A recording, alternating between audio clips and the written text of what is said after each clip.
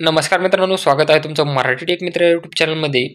13 मार्च 2024 रोजी मंत्रिमंडळ बैठक पार पडली आणि त्यामध्ये महत्त्वाचे असे निर्णय घेण्यात आलेले आहेत. त्यामधील महत्त्वाचा असा निर्णय म्हणजे आता आशा स्वयंसेविका ज्या आहेत त्यांच्या मानधनामध्ये ₹5,000 भरीव वाढ करण्याचा निर्णय मंत्रिमंडळ बैठकीमध्ये घेण्यात आलेला आहे.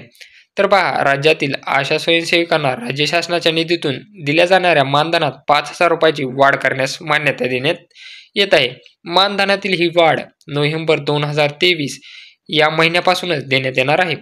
नोव्हेंबर 2023 ते मार्च 2024 या कालावधीत वाढीव दराने मानधन देण्यासाठी आवश्यक असलेली 200.21 कोटी इतक्या अतिरिक्त खर्चास तसेच 961.08 कोटीच्या वार्षिक खर्चास मान्यता देण्यात येत आहे.